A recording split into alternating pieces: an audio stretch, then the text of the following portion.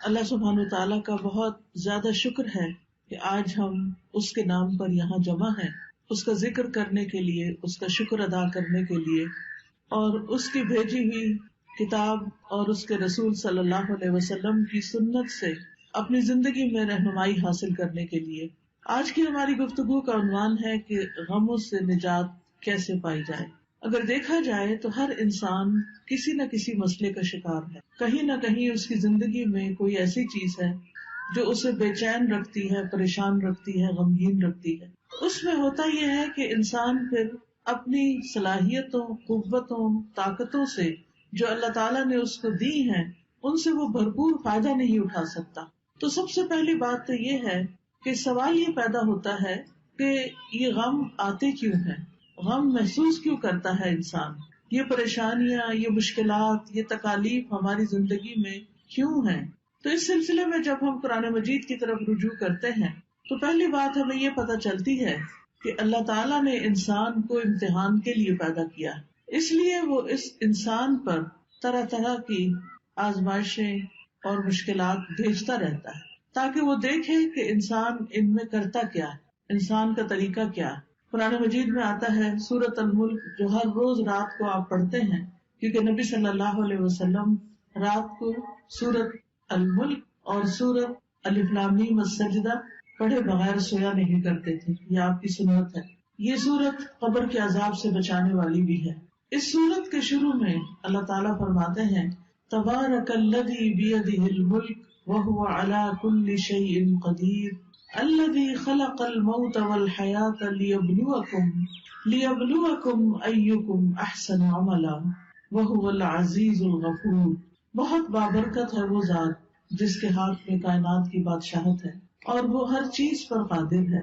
وہو علی کل شیء قدیر الذی خلق الموت والحیاۃ لیبلوکم، اس نے موت اور زندگی کو بنایا تاکہ تمہارا امتحان لے، تمہیں آزما کر دیکھے، کیا ایکم احسن عملا، کہ تم میں سب سے اچھے کام کون کرتا ہے۔ وہ العزیز الغفور، اور وہ زبردست ہے، غالب ہے، بخشش فرمانے والا ہے۔ تو اس سے یہ پتہ چلتا ہے کہ یہ زندگی ایک امتحان ہے، اور امتحان ایک مشکل چیز ہوتی ہے۔ اس میں ہمیشہ انسان کے حالات اس کی مرضی کے مطابق نہیں ہو سکتے، اس پر کہیں نہ کہیں سے کوئی نہ کوئی ایسی آزمائش، کوئی امتحان، کوئی تکلیف، کوئی تنگی آتی رہے گی تاکہ یہ دیکھا جائے کہ انسان کرتا کیا ہے، کیا پھر بھی یہ اللہ سے راضی رہتا ہے، کیا پھر بھی یہ اللہ کی طرف رجوع کرتا ہے، کیا یہ واقعی اللہ کا بندہ بن کے رہتا ہے، یا اس آزمائش کی گھڑی میں پھسل جاتا ہے اور شیطان جو ہر وقت اس کو اچکنے کے لیے تیار ہے وہ اس کا نوالا بن جاتا ہے۔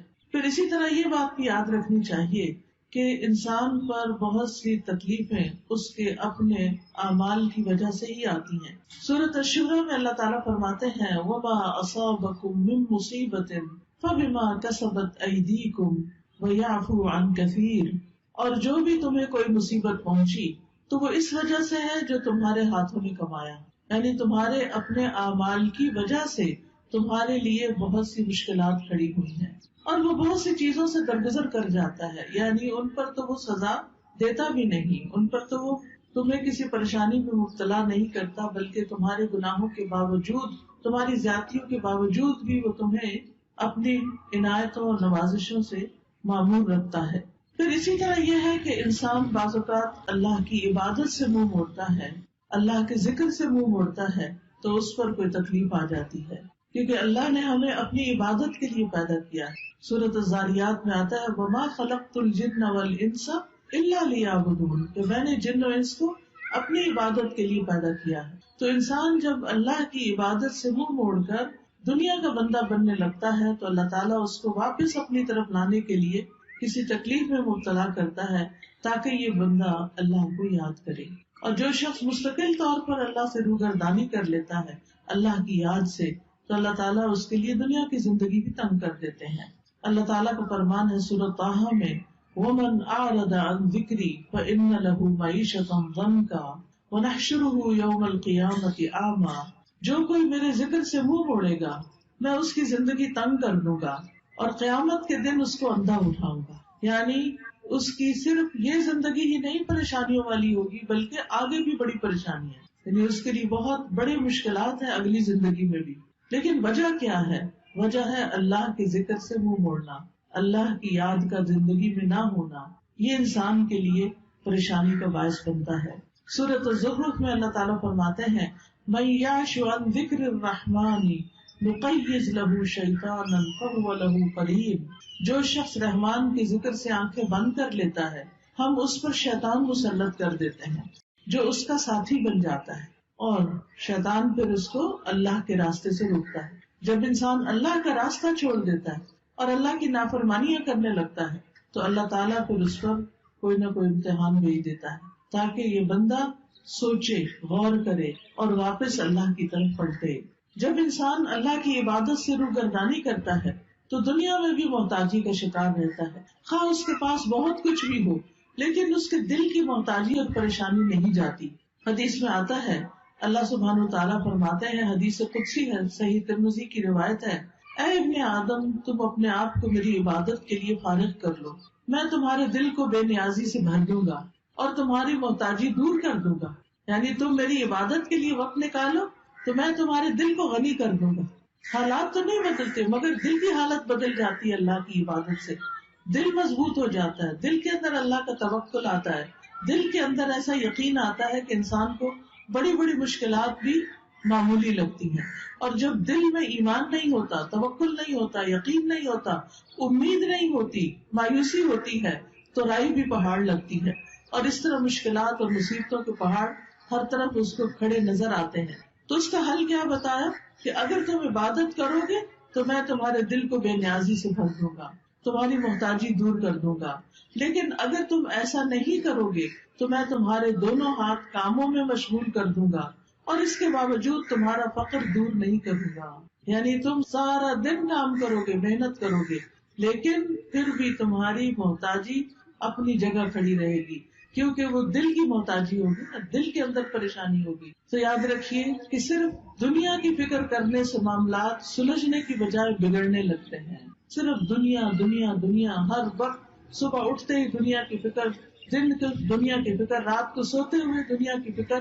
تو رسول اللہ صلی اللہ علیہ وسلم نے اس کے بارے میں فرمایا جس شخص کا مقصد اور پریشانی یا غم دنیا کا ہو اور وہ دنیا کا ہی ہو کر رہ جائے اور وہ اسی کی نیت رکھتا ہو تو اللہ تعالیٰ اس کا فقر اس کی آنکھوں کے سامنے کر دیتے، یعنی پھر اللہ تعالیٰ بھی اس کو اس کے حال پر چھوڑ دیتے. وہ دنیا کے لیے زیادہ کنسرن ہے، زیادہ فکر مند ہے تو اللہ تعالیٰ اس کو اسی کے حوالے کر دیتے ہیں اور اس پر اس کے معاملات بکھیر دیتے ہیں. اس کو سمجھ نہیں آتا کہاں سے شروع کروں اور کہاں پر ختم کروں، اور اس کو اس سے اتنا ہی ملتا ہے جو اس کے لیے لکھ دیا گیا ہو. اور جس شخص کا مقصد اور حرص آخرت ہو اور وہی اس کا ہدف بن جائے اور وہ اسی کی نیت کرتا ہو، یعنی اس کا ہم و غم آخرت ہے کہ کل کیا ہوگا، دنیا کی زندگی تو گزر جائے گی، میرا کل کو کیا بنے گا جب میں اللہ کے حضور پیش ہوگا، وہاں میرا ٹھکانہ کیا ہوگا. جو شخص اس فکر میں مبتلا ہو جاتا ہے تو اللہ تعالیٰ اس کے دل میں غرار ڈال دیتے ہیں، دنیا کی طرف سے اس کا دل مطمئن کر دیتے ہیں، اس کے معاملات کو یکجا کر دیتے ہیں اور اس کو پھر اپنی حاجتوں کے لیے بھاگنا نہیں پڑتا، دنیا ذلیل ہو کر اس کے پاس آتی ہے. تو اس لیے ہم سب کو یہ دیکھنا چاہیے کہ ہم کس چیز کے لیے زیادہ فکر مند ہیں. دنیا تو چند دن کی ہے، دنیا کی حیثیت تو ایک مچھر کے پر برابر بھی نہیں. دنیا کا بڑے سے بڑا نقصان ایسا ہی ہے جیسے مچھر کا پر ٹوٹ کے گر گیا ہو، لیکن اصل نقصان، اصل مشکل، اصل پریشانی تو آخرت کی پریشانی ہے جس کے لیے ہم سب کو فکر مند ہونے کی ضرورت ہے. دنیا کی فکر کرنے والے سے رب کی بے نیازی ہوتی ہے. نبی صلی اللہ علیہ وسلم نے فرمایا جو اپنے غموں کو ایک ہی غم بنا لے، جو اپنے غموں کو ایک ہی غم بنا لے اور وہ آخرت کا غم ہو تو اللہ اس کے دنیا کے غموں سے اسے کفایت کرے گا، اس کے دنیا کے غم دور ہو جائیں گے. اور جس کو پریشانیاں ادھر ادھر بھٹکا کر لے جائیں اللہ اس کی پرواہ نہیں کرے گا کہ وہ دنیا کی کس وادی میں ہلاک ہو کر دیتا ہے. تو اس لیے غموں سے بچنے کا، غموں سے نجات کا اصل طریقہ کیا ہے کہ دنیا کی بجائے آخرت کی فکر زیادہ لگا لی جائے. یاد رکھیے جہاں دنیا کی حرص زیادہ ہوتی ہے، دنیا کی محبت زیادہ ہوتی ہے، وہاں اللہ کی محبت میں کمی آ جاتی ہے، وہاں پر اللہ کی محبت میں کمی آ جاتی. نبی صلی اللہ علیہ وسلم نے فرمایا قیامت قریب آ چکی ہے، لیکن لوگوں میں دنیا کی ہی ہرس بڑھے گی، یعنی جتنی جتنی قیامت قریب آ رہی ہے اتنی اتنی دنیا پھیلتی جا رہی ہے ان کے سامنے، اور اس کی محبت اور اس کے پیچھے بھاگنا اور زیادہ بڑھتا جا رہا ہے، اور اللہ سے دوری میں ہی اضافہ ہوگا۔ پھر اسی طرح ہم دیکھتے ہیں کہ جب ہم دنیا کو زیادہ امپورٹنس دیتے ہیں تو دنیا کا چھوٹا سا نقصان بھی انسان سے برداشت نہیں ہوتا، لیکن جب انسان یہ سمجھتا ہے کہ کوئی بات نہیں، یہ چیز چلی گئی تو ہم بھی تو اللہ کی طرف جانے والے ہیں، جیسا کہ سورۃ البقرہ میں آتا ہے وَلَنَبْلُوَنَّكُمْ بِشَيْءٍ مِّنَ الْخَوْفِ وَالْجُوعِ وَنَقْصٍ مِّنَ الْأَمْوَالِ وَالْأَنفُسِ وَالثَّمَرَاتِ وَبَشِّرِ الصَّابِرِينَ الذين إذا أصابتهم مصيبة قالوا إنا لله وإنا إليه راجعون أولئك عليهم صلوات من ربهم ورحمة وأولئك هم المهتدون۔ کہ اللہ سبحانہ وتعالیٰ کی طرف سے آزمائش تو ہوگی، امتحان تو ہوگا، لیکن ایسے موقع پر جو یہ کہے انا للہ وانا الیہ راجعون، کہ بے شک ہم اللہ کے لیے ہیں اور اسی کی طرف لوٹ کر جانے والے ہیں، تو ایسے لوگوں پر اللہ کی رحمت اور نوازشیں ہوتی، اللہ کی رحمت ہوتی، اور ایسے لوگ ہدایت پانے والے ہوتے۔ تو بات یہ ہے کہ تکلیفیں تو آئیں گی، یہ تو اللہ تعالیٰ نے خود ہی فرما دی کہ ہم ضرور آزمائش کریں گے، ضرور امتحان لیں گے، خوف سے، بھوک سے، جان مال پھلوں کی کمی سے، لیکن خوشخبری ہے صبر کرنے والوں کے لیے، یعنی جب ان کی زندگی میں کوئی چیز کم ہوتی، مثلاً کوئی بچہ فوت ہو گیا، بہن بھائیوں میں سے کوئی چلا گیا، کاروبار چلا گیا، کوئی کاروبار کو نقصان ہو گیا، جاب چلی گئی، کوئی اور حادثہ ہو گیا کہ جس سے بڑا نقصان ہو گیا، تو اب یہ سب چیزیں تو زندگی میں روز کا معمول ہے، کبھی کوئی چیز پیش آتی ہے، کبھی کوئی چیز پیش آتی ہے۔ تو بتایا گیا کہ وہ ایسے موقع پر کیا کہتے ہیں اور کیا کرتے ہیں، انا للہ و انا الیہ راجعون، یعنی وہ اللہ کی طرف رجوع کر لیتے ہیں، اور صبر کے ساتھ کیا کہتے ہیں کہ بے شک ہم بھی اللہ کے لیے اور اللہ ہی کی طرف واپس جانا ہے۔ یعنی جو ہمارا کوئی رشتہ دار چلا گیا یا مال چلا گیا یا کوئی اور یعنی کہ کوئی کھیتوں میں یا کاروبار میں یا کسی کیے ہوئے کام میں کوئی نقصان ہو گیا، تو وہ کہتے ہیں اس میں بھی کوئی خیر ہوگی، اس میں بھی میرے لیے اجر ہے، اس میں بھی کوئی بھلائی ہے، میرا کوئی پیارا چلا گیا لیکن میں اللہ سے امید نہیں چھوڑوں گی، کیونکہ اللہ ہے نا۔ حتیٰ کہ اگر کسی عورت کے شوہر بھی فوت ہو جائے اور اگر اس کا اللہ پر بھروسہ ہو تو اس موقع پر بھی اللہ تعالیٰ اس کا دل تھام لیتا ہے، اور وہ کیا سوچتی ہے کہ ایک انسان تو گیا ہے مگر اللہ تو زندہ ہے، اللہ لا الہ الا هو الحی القیوم، اللہ ہے نا۔ ٹھیک ہے، انسانوں کی کمی کوئی انسان اور پوری نہیں کر سکتا، شوہر کی کمی کوئی بھی پوری نہیں کر سکتا، نہ ماں باپ، نہ بہن بھائی، نہ بچے، لیکن اس سے بڑھ کر بھی تو کوئی ہستی ہے نا، اور وہ اللہ کی ہستی ہے۔ اللہ لا الہ الا ہو، اللہ وہ ذات جس کے سوا کوئی الہ نہیں، الحی جو زندہ ہے، جس کو کبھی موت نہیں آنی، القیوم جو قائم ہے، جسے کسی سہارے کی ضرورت نہیں بلکہ وہ باقی سب کو بھی قائم رکھنے والا ہے۔ تو جب وہ ہستی موجود ہے، اللہ سبحانہ وتعالیٰ ہے، تو پھر فکر کس بات کی؟ اس نے تو میرے دنیا میں آنے سے پہلے میرے رزق کا انتظام کیا، ماں کے سینے میں دودھ اتار کے، اس نے تو مجھے پیدا ہونے کے بعد جب میرے دانت بھی نہیں تھے، کچھ کھانے کے قابل بھی نہیں تھا، کچھ ہاتھ پاؤں بھی ہلا کے نہیں پکڑ سکتا تھا، اس وقت بھی میرے رزق کا اہتمام کیا تھا، انتظام کیا تھا، وہ اب بھی کرے گا۔ تو ایسا شخص اس شدید غم کے موقع پر بھی سکون میں ہوتا ہے کہ اللہ ہے نا، وہ کہیں سے بندوبست کرے گا نا، وہ کوئی ذریعہ بنا دے گا نا، کیونکہ اصل الرزاق تو وہی ہے، انسان تو صرف سبب ہے، وسیلہ ہے۔ ایسا شخص کبھی بھی دل نہیں ہارتا، ایسا شخص کبھی بھی اپنے حواس نہیں کھوتا، ایسا شخص کی زندگی سے کبھی امید نہیں جاتی۔ اور آپ نے دیکھا ہوگا کہ کتنے ہی بچے ہیں جو یتیم پلے ہیں، لیکن وہ بڑے بڑے لوگوں سے آگے نکل گئے، دنیا کی بڑی بڑی مشہور ہستیاں بن گئے۔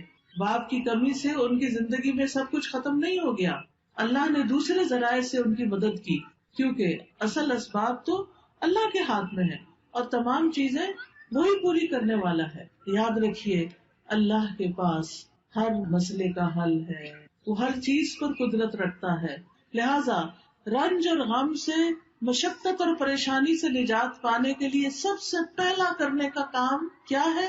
اللہ پر بھروسہ، اللہ سے مضبوط تعلق، اللہ پر ایمان، یقین، توکل، اس سے امید، اسی کا ڈر اور اسی کی طرف لوٹ کر جانے کی فکر. یاد رکھیے دنیا کے سارے خزانے اللہ کے ہیں، سارے خزانوں کا مالک وہ ہے. وَلِلَّهِ خَزَائِنُ السَّمَاوَاتِ وَالْأَرْضِ وَلِلَّهِ مُلْكُ السَّمَاوَاتِ وَالْأَرْضِ. آسمانوں کی بادشاہت، زمین کی بادشاہت ساری کی ساری اللہ کے پاس ہے. وَاللَّهُ عَلَى كُلِّ شَيْءٍ قَدِيرٌ. اور اللہ ہر چیز پر پوری طرح قادر ہے، پوری قدرت رکھتا ہے. لہذا کیا یقین رکھنا ہے کہ سارے خزانے تو اس کے پاس ہیں، مجھے اس سے مانگنے ہیں. لہذا انسان سب انسانوں سے نظر ہٹا کے اللہ سبحانہ تعالیٰ کی طرف امید رکھتا ہے، اس سے مانگتا ہے. یا اللہ تو میرا رازق ہے، تو پتھر کے اندر ایک کیڑے کو بھی رزق پہنچاتا ہے، تو کیا مجھے نہیں رزق دے سکتا؟ آسمان و زمین کی مخلوق کو دے رہا ہے، تو دن رات دے رہا ہے اور کوئی کمی نہیں واقع ہوتی تیرے رزق میں، تو کیا مجھے نہیں دے سکتا؟ تو مجھے بھی دینے والا ہے. لہٰذا جو شخص اللہ پر یقین رکھتا ہے وہ ہر غم، ہر تکلیف میں اللہ کی طرف رجوع کرتا ہے، اللہ کی طرف پلٹتا ہے، اور اس کو یہ یاد رہتا ہے کہ ہر مسئلے کا حل اللہ کے پاس ہے. اللہ سبحانہ تعالیٰ کے سامنے اپنی حاجتیں رکھے، سجدے میں رو کر پکارے اس کو کہ اللہ تو مدد کر. کوئی بھی مسئلہ ہے جو آپ کا، اس کو سامنے رکھے، کیونکہ اللہ تعالیٰ فرماتے ہیں اَمَّن يُجِيبُ الْمُضْطَرَّ إِذَا دَعَاهُ وَيَكْشِفُ السُّوءَ. بھلا کون ہے جو لاچار کی فریاد رسی کرتا ہے جب وہ اسے پکارتا ہے اور اس کی تکلیف کو دور کرتا ہے؟ کوئی اور ہے؟ نہیں، کوئی بھی نہیں. آپ دیکھیں کہ جب انسان غمگین ہوتا ہے، دکھی ہوتا ہے، پریشان ہوتا ہے، اس کی آنکھوں سے آنسو جاری ہوتے ہیں، تو پاس پڑے ماں باپ بھی سو رہے ہوتے ہیں، باقی دنیا بھی آرام کر رہی ہوتی ہے، ہر کوئی اپنے مسئلوں میں پریشان ہوتا ہے، لیکن آپ کا رب جاگتا ہے. لا تأخذہ سنۃ ولا نوم. نہ اس کو اونگ آتی ہے نہ اس کو نیند آتی ہے. سب سوتے ہیں لیکن وہ جاگتا ہے. وہ رات کو بھی، وہ دن کو بھی، وہ صبح بھی، وہ شام بھی آپ کی دعائیں سنتا ہے. لہٰذا اس کی طرف رجوع کرنا ہے. چھوٹی ضرورت ہو، بڑی ضرورت ہو، لوگوں کی طرف لالچ کی نگاہ سے نہیں دیکھنا کہ ان کے پاس بہت کچھ ہے، نہیں، اللہ کی طرف دیکھنا ہے. رسول اللہ صلی اللہ علیہ وسلم نے فرمایا جسے انتہائی شدید حاجت آ پڑے، یہ شدید ضرورت اس کو ہو جائے کوئی، اور اس نے اسے لوگوں پہ پیش کر دیا تو اس کی وہ حاجت دور نہ ہوگی. کہ لوگ اکثر کیا چاہتے ہیں کہ یہ بندہ جو پریشان ہے پریشان ہی رہے، وہ مدد نہیں کرنا چاہتے. لوگ عموماً دوسروں کو دکھی دیکھ کے خوش ہوتے ہیں. تو اس لیے جب کوئی ضرورت پیش آئے سب سے پہلے اللہ سے دعا کریں، پھر اللہ لوگوں کے دل میں ڈالے گا کہ وہ مدد کریں آپ کی. تو حدیث میں آتا ہے کہ جسے انتہائی شدید حاجت آ پڑے اور اسے اس نے لوگوں پر پیش کر دیا تو اس کی وہ حاجت پوری نہ ہوگی، اور جس نے اسے اللہ پہ پیش کیا تو ان قریب اللہ اسے بے پرواہ کر دے گا. یا تو جلد ہی موت آ جائے گی، دنیا کے بکھیڑوں سے ہی جان چھوٹ جائے گی، یا جلد ہی غنی ہو جائے گا اور انسانوں کی ضرورت نہ رہے گی. آپ کو خوف آتا ہے کہ پتہ نہیں کیا ہوگا، پتہ نہیں بڑھاپے میں کون ہمیں دیکھے گا، ہمارے لیے روزی کا انتظام کیا ہوگا، ہماری ضروریات پوری کہاں سے ہوں گی. تو فوراً کہا کرے اللہ تو میرا رب ہے نا، تو ہی میرے سارے انتظام کرے گا، مجھے انسانوں سے نہیں تجھ سے توقع ہے. انسانوں کے ہاتھ خالی ہیں، ہمارے ہاتھ میں تو تھوڑی دیر کوئی چیز ہو تو ہمارا دل کہتا ہے رکھ دیں. ایسے ہی ہوتا ہے نا، ہم اپنے ہاتھ بھر کے رکھ بھی نہیں سکتے، مٹھی میں کوئی چیز ہو چھوٹی سی بھی تو تنگ آ جاتے ہیں، وہ کہتے ہیں یہ کہیں رکھ دے. ہمارے ہاتھ خالی ہیں، خالی آئے تھے، خالی رکھنا پسند کرتے ہیں اور خالی جائیں گے. بھرے ہوئے ہاتھ تو اللہ کے ہیں، ان سے کیوں مانگتے ہیں جو خالی ہاتھ؟ ان سے کیوں توقع ہے جن کے پاس کچھ نہیں؟ اس سے کیوں نہیں توقع رکھتے جس کے پاس سب کچھ ہے؟ مانگ کے تو دیکھیں، پھر کس طرح ضروریات پوری ہوتی ہیں. آپ دیکھیں قبر میں سب سے پہلا سوال کیا ہوگا؟ من ربو کا، تیرا رب کون ہے؟ اور رب کون ہوتا ہے؟ جو پیدا بھی کرتا ہے، جو رزق بھی دیتا ہے، جو ساری ضروریات پوری کرتا ہے. تو اگر ہم اس دنیا میں، اس زندگی میں رب کو رب مانیں گے تو تبھی جواب دے سکیں گے نا. تو اکثر کہا کرے اللہ تو میرا رب ہے، تو ہے نا، تو یہ بھی کام کر دے گا میرا، تو یہ بھی مشکل آسان کر دے گا میری. زندگی میں کوئی مشکل ہی نہیں رہے گی جب آپ رب کو پکارتے رہیں گے، جب رب کو پہچان لیں گے تو کوئی غم نہیں رہے گا. انبیاء کا طریقہ یہ تھا کہ وہ اپنے غموں کی فریاد، اپنے دکھوں کی داستان اپنے رب کو ہی سناتے تھے. حضرت یعقوب علیہ السلام سے جب یوسف علیہ السلام دور کر دیے گئے اور وہ ان سے بے پناہ محبت کرتے تھے، تو آپ سوچ سکتے ہیں کہ جس سے انسان محبت کرتا ہو وہ اگر دور چلا جائے تو انسان کے لیے کتنا دکھ اور تکلیف ہوتی، کتنی پریشانی ہوتی. لیکن انہوں نے شکوہ بندوں سے نہیں کیا، کہا انما اشکو بثی وحزنی الی اللہ، کہ میں اپنے غم اور دکھ کی فریاد صرف اللہ کی جناب میں پیش کرتا ہوں. جب تکلیف آئے اللہ کے آگے سجدے میں گر پڑے، نفل پڑھے، روئیں، سجدے میں گڑ گڑا کے دعائیں مانگے، اللہ پہ بھروسہ کریں. اللہ تعالیٰ فرماتے ہیں وَمَن يَتَوَکَّلْ عَلَى اللَّهِ فَهُوَ حَسْبُهُ إِنَّ اللَّهَ بَالِغُ أَمْرِهِ قَدْ جَعَلَ اللَّهُ لِكُلِّ شَيْءٍ قَدْرًا. اور جو شخص اللہ پر بھروسہ کرے تو وہ اسے کافی ہے، اللہ اپنا کام پورا کر کے رہتا ہے. بلا شبہ اللہ نے ہر چیز کا ایک اندازہ مقرر کر رکھا ہے، ہر چیز کا ایک وقت ہے. اب مثلاً آپ کے صحن میں اگر بہت بڑا بھی درخت ہے پھل کا، مثلاً آج کل سردیوں کا موسم ہے اور آپ کے صحن میں آم کا بہت بڑا درخت ہے، آپ کے ابھی آم لگ جائیں تو ابھی تو نہیں لگیں گے. ہاں اگر آپ صبر کریں گے، انتظار کریں گے تو 6 مہینے بعد آپ بہترین آم کھائیں گے. اسی طرح ہر کام کا ایک وقت ہوتا ہے. مثلاً کسی کی اولاد نہیں تو وہ اولاد کے لیے پریشان رہتا ہے تو اس کا ایک وقت ہے، اور اگر اللہ نہیں دینا چاہتا تو اس کے پیچھے بھی کوئی حکمت ہے، کوئی مصلحت ہے، کوئی فائدہ ہے، کوئی وجہ ہے، اس کو پتا ہے، ہمیں نہیں پتا کہ وہ ہمیں اولاد کیوں نہیں دے رہا. پھر اگر اولاد ہے اور اس کا کوئی غم ہے یا تکلیف ہے، اس کی وجہ سے ہم دکھی ہیں، تو اس پر بھی اللہ پہ بھروسہ کریں کہ یہ وقت بھی گزر جائے گا، اس کی کوئی وجہ ہے. آپ دیکھیے کہ جو ایک کچا برتن ہوتا ہے اور ایک پکا برتن ہوتا ہے، پکا برتن صرف وہ ہوتا ہے جسے آگ میں تپایا جائے. اللہ بندے کا ایمان بھی مضبوط کرنے کے لیے بعض اوقات اس کو مشکلات کی بھٹی میں تپاتا ہے، پکاتا ہے، پکا ہو جائے بندہ، استقامت آ جائے اس میں، وہ اللہ کا بندہ بن جائے، وہ سب سے مایوس ہو کر وہ اللہ ہی سے امید رکھے. تو اس لیے ایسے موقع پر انسان کو پریشان نہیں ہونا چاہیے، اللہ کی طرف رجوع کرنا چاہیے. اور یہ بھی یاد رکھیے جیسے قرآن مجید میں آتا ہے وَلَئِن سَأَلْتَهُم مَّنْ خَلَقَ السَّمَاوَاتِ وَالْأَرْضَ لَيَقُولُنَّ اللَّهُ قُلْ أَفَرَأَيْتُم مَّا تَدْعُونَ مِن دُونِ اللَّهِ